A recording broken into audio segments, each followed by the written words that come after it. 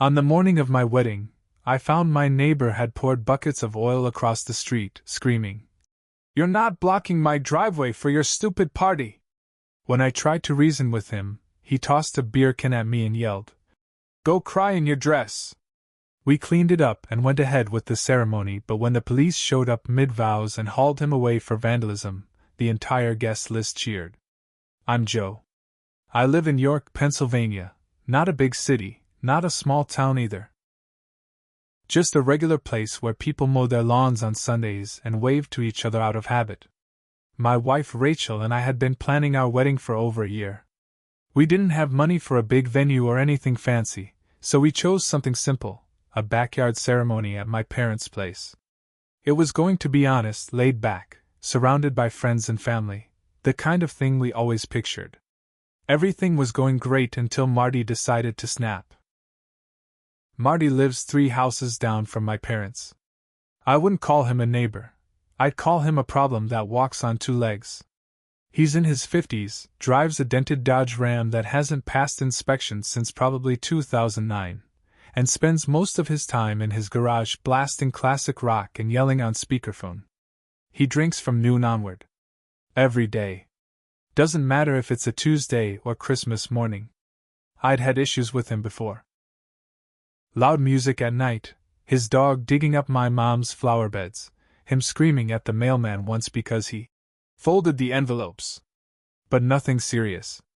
Just the kind of stuff you grumble about and let slide. That changed the week of the wedding. We had a couple planning meetings with vendors at my parents' house. During one of them, Marty saw people parking on the street in front of his house. He came outside shirtless, holding a Coors Light, and started yelling, "This ain't a damn strip mall! You're not turning the whole street into a circus." My dad tried to calm him down. Told him we had a permit. Told him it was just a few cars. Marty just grunted and walked away. We should have known that was a warning. Then came wedding morning. It was beautiful. Sun shining, no clouds, temperature just perfect. I woke up early, full of that excited, jittery kind of nervous energy. My groomsmen were already at the house, helping set up chairs and adjust the sound system. The florist arrived. The tent guys were finishing up. It all felt real. Around 9 a.m., I stepped out front to help my Uncle Jim unload some folding chairs from his truck. That's when I noticed something was off. The air smelled wrong, like burnt grease.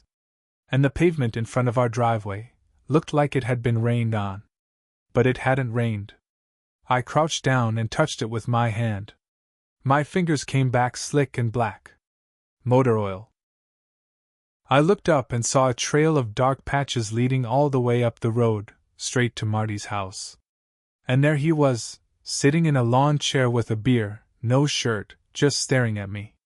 I walked over. "What the hell is this?" I said. He stood up, holding one of those big 5-gallon buckets they sell at Home Depot. That's me making sure you don't block my driveway today, hotshot." I couldn't believe it. "You dumped oil on the road? That's a public street." He took a long sip of beer and grinned. "It's my stretch of curb. You don't get to turn it into your parking lot for your little dress-up day." I tried to reason with him. Told him nobody was blocking his driveway. Told him the wedding was 2 houses down. He wasn't listening. Just kept shaking his head. Then he leaned back and, with a flick of his wrist, tossed the beer can right at me. It bounced off my chest and clattered to the ground.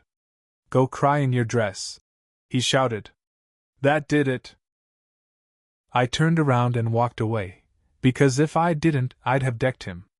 And that would have been exactly what he wanted. Instead, I grabbed every mop, rag, and bottle of dish soap we had. My uncle, my cousin Evan, and 2 groomsmen joined me. We worked for nearly an hour, scrubbing, rinsing, sweeping. The sun was climbing. Guests would be arriving in less than 2 hours. My hands were shaking, not from the work, from pure rage. My mom came outside and saw me crouched on the road in my tux, scrubbing the asphalt. "Joe, this is your wedding day. You shouldn't be doing this." I just shook my head. He's not winning. We got most of the oil up. The street still looked off, like it had a shadow cast over it, but it was safe for cars. We set out cones on the worst spots. Rachel arrived just before noon. Her face fell when she saw what we'd been doing. He did this? She asked. Marty? I nodded. That's it, she said, pulling out her phone. I'm done being polite. She didn't tell me right away, but she called her uncle, who works in the county administration office. He pulled a few strings, got the report flag, and pushed to the local police by 2 p.m. We didn't stop the wedding. The chairs filled, the music played, the food truck parked in the alley behind the house. Rachel looked stunning, hair curled, face glowing. I stood there waiting, heart pounding, just trying to hold everything together. And then, just as she walked down the aisle, we heard it. Sirens. 2 patrol cars pulled up at the corner. They didn't even hesitate. Drove straight up, parked half on the sidewalk, and stepped out. Everyone turned to look. They walked past the guests, calm and quiet, straight to Marty's house. There was a pause, and then, shouting. You can't do this! I got rights! This is harassment! Then came the struggle. The yelling. The cuffs. And the applause. First, it was just a couple claps. Then someone whistled. Then the entire crowd was on their feet, cheering, laughing. I looked at Rachel. She covered her mouth and laughed so hard she started crying. The cops dragged Marty down the street like a screaming toddler. One of them nodded at us as they passed. Rachel and I stood there, holding hands, our mouths open in shock. Then she whispered, You still want to get married? I said, Now more than ever. The ceremony went on after that, but the energy had completely shifted. What was supposed to be a soft, emotional moment turned into a wave of adrenaline and laughter. My hands were still sticky from the mop water. Rachel's makeup was a little smudged from crying, but not from sadness. From relief. We said our vows under a tent full of people who had just witnessed one hell of a sideshow. And after the kiss, my cousin Jake shouted, Let's hope the reception isn't on fire when we get there. Everyone laughed, but deep down, I couldn't shake the feeling that we hadn't seen the last of Marty. At the reception, which we held right there in the backyard, the mood stayed high. The food truck rolled out burgers and tacos, kids played cornhole, and the beer flowed. But even as I danced with my wife, my eyes kept drifting toward the street. Toward Marty's empty lawn chair. His house sat dark and quiet. Too quiet. Around 8:30 p.m. Just as the sun started dipping low, my dad came over to me, holding his phone. You need to see this, he said. It was a video. A Facebook post. Marty's son, who lives in Delaware, had gone live, ranting about how the liberal neighbors finally got Dad locked up over nothing. He showed the house, the lawn, and then zoomed in on the oil stains in the street. You think this is worth jail time? The kid screamed. This is a setup. The comments were worse. Dozens of Marty's friends, or drinking buddies, were chiming in with threats.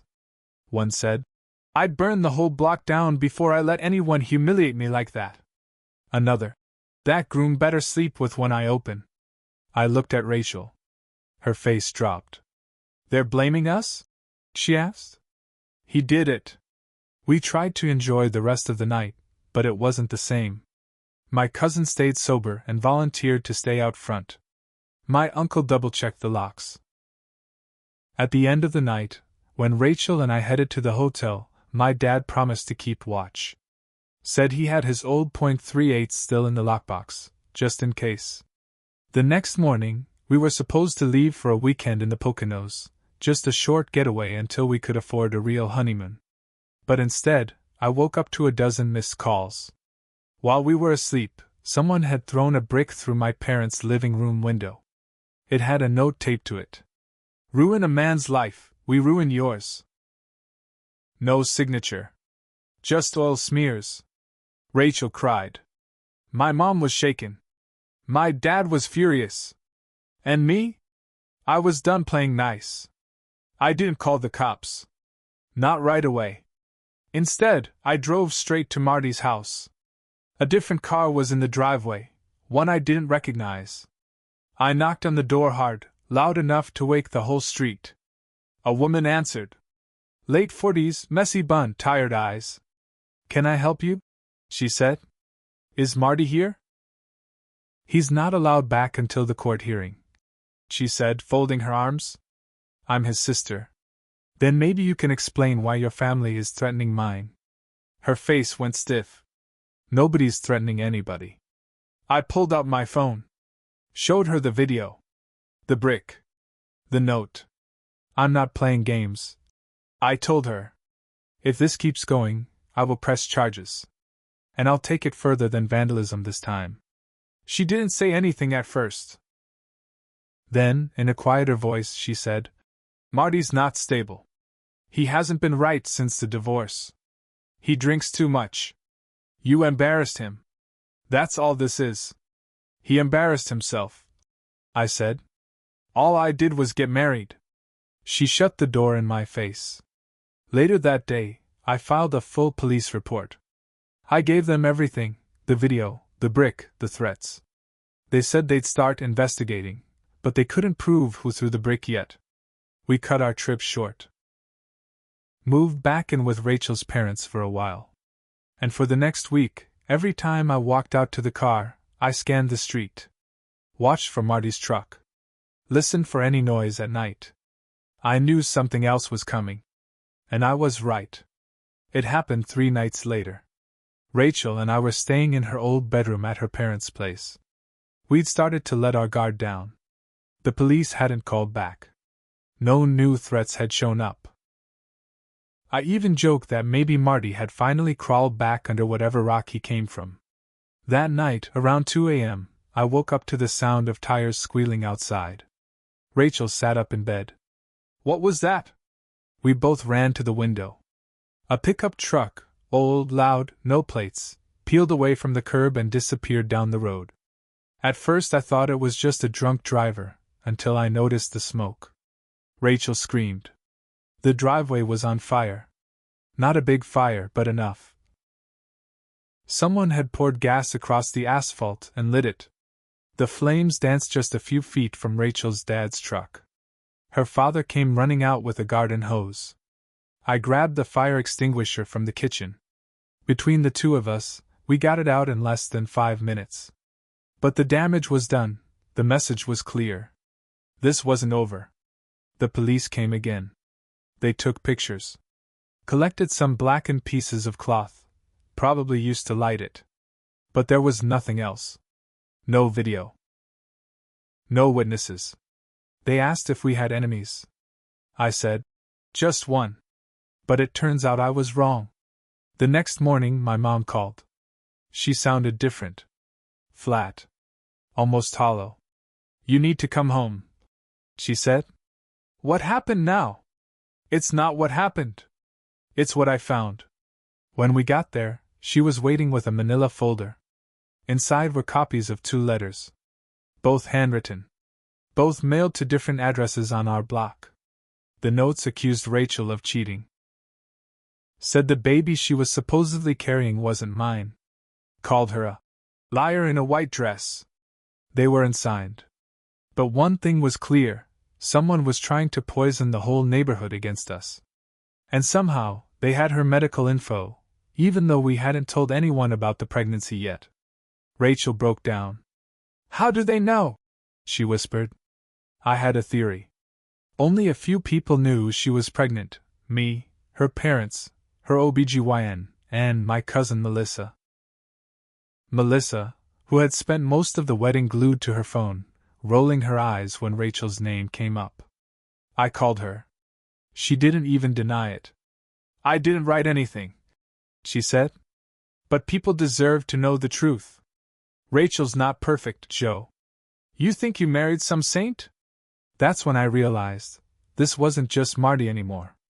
He might have thrown the first punch, but now others were piling on. Feeding the chaos. Using it. This thing had started as one angry neighbor's grudge. But it had grown into something uglier. Deeper. Personal. And if they wanted a war, they were gonna get one. I didn't sleep that night. Rachel lay next to me crying, and I just stared at the ceiling, thinking about how we got here. A week ago, we were celebrating.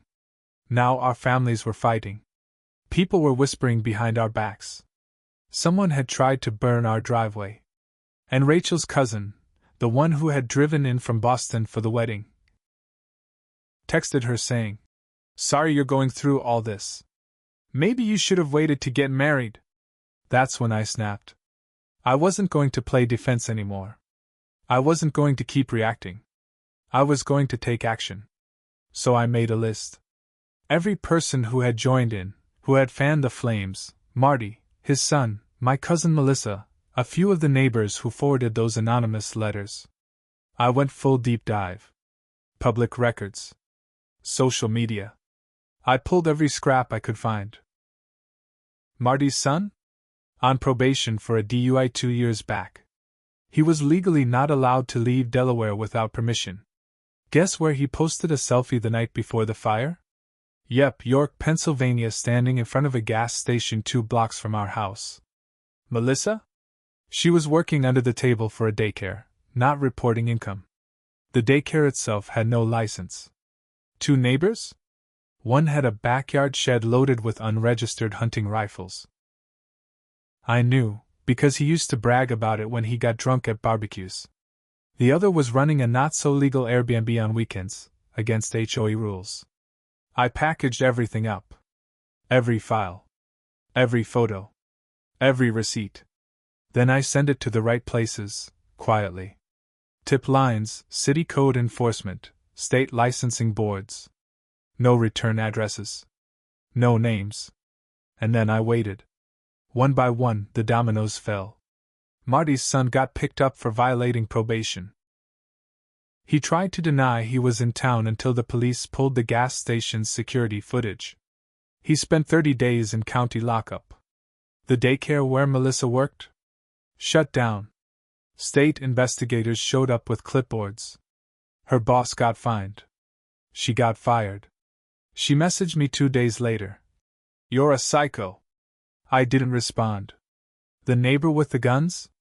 Caught in a random inspection after an anonymous tip. His shed was padlocked by police. The Airbnb neighbor got slapped with a $6,000 fine from the city. Marty? The best for last. When he finally returned home, he came back to an empty yard, a quiet street, and a letter taped to his door. Not from me. From a lawyer, my cousin's friend, threatening civil action for public endangerment, emotional distress, and property damage. The city had already fined him for dumping the oil. But we were coming for more. We didn't even have to go to court. Marty settled fast. Probably out of fear. Paid us enough to cover repairs, Rachel's therapy bills, and a weekend trip out of state to breathe. After that, he never looked at me again. Never left his house when we were outside. The man who shouted, "Go cry in your dress," couldn't even hold my gaze anymore. But here's the truth, I made mistakes too. I could have walked away. Could have let the cops handle it all. But I wanted revenge. And I got it, every last drop. But it changed me. I started watching people different. I started wondering, who's next? Who's fake? Rachel saw it too. She told me one night, "You're not the same since all this." I told her I knew. And that I'd rather be the guy who fought back than the guy who rolled over. But part of me still wonders, did I go too far? Either way, I won. And now, every time I walk past Marty's house, or scroll past Melissa's name in silence, or hear from a neighbor who keeps their mouth shut now, I remember what it cost. Because I didn't just fight for my wedding. I fought to make sure nobody ever tried to ruin something I loved again. And I made damn sure they wouldn't forget it.